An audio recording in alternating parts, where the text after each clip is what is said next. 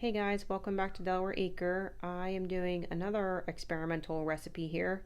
I was given these apples from a neighbor who does not know anything about the apple tree that she has, just that it makes green apples. So it was very generous of her to share. These have been sitting on our counter for a couple of weeks, maybe even a month or so. We did try to eat them fresh, and here's a picture of my daughter trying to eat them, but they are very hard and they are very, very sour. So I'm not sure if they're Granny Smith or a different variety of green apple.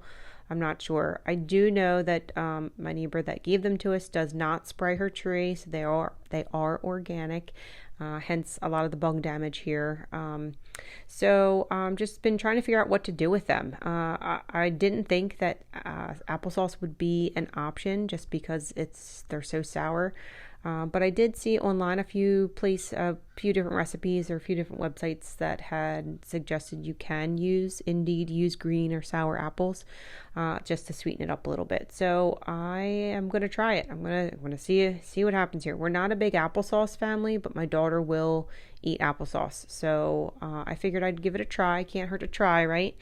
So I put them in this pot with some water on the bottom just to keep them from scorching.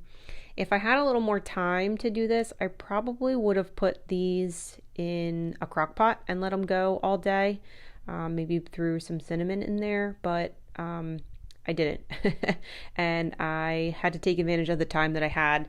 So it was evening time, and I just decided to go ahead and put them in this pot and see how they do. So I have them on the stove top for quite some time. I'm stirring and stirring. I don't want them to scorch on the bottom.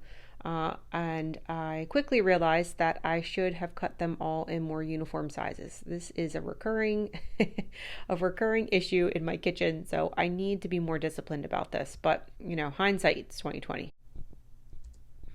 I let them cook down for quite a bit. I'm not really sure how long. I wasn't really paying attention, but I realized that they were indeed starting to scorch on this pan. I should have used one of my Le Creuset pots. I like a enamel cast iron, instead of this thin stainless steel pot. So I wanted to hurry up and get them out of this pot so they wouldn't scorch anymore.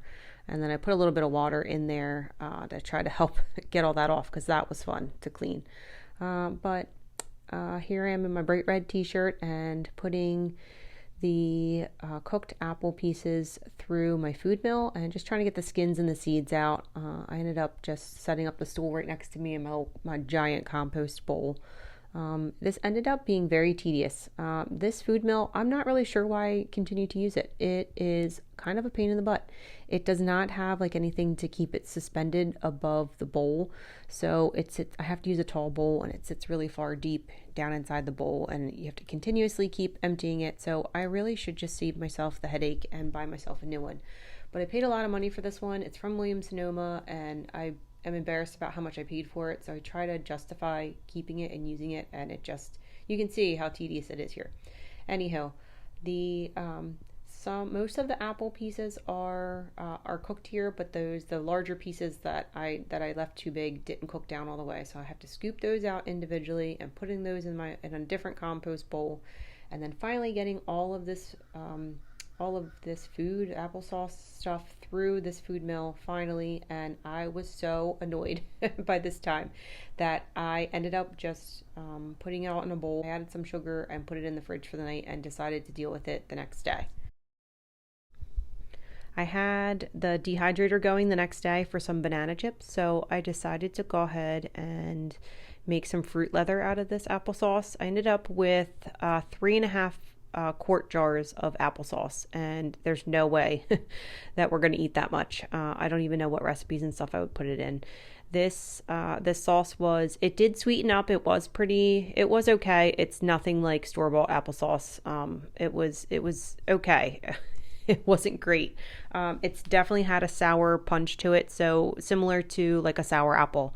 So I figured it might be a good snack, a good fruit leather snack, like a homemade fruit roll-up for my kids. And I will tell you that I was the only one that was eating them, and my family did not really like them too much. So it is what it is, I guess.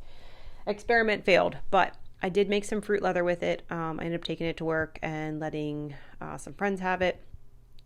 Also, learned a lesson not to use parchment paper and to always use these silicone baking mats. So yeah, thanks for watching my little applesauce frustration failure video.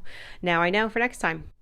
Until the next video, until the next experimental recipe, thanks for watching. Hope you're well. Take care. Bye.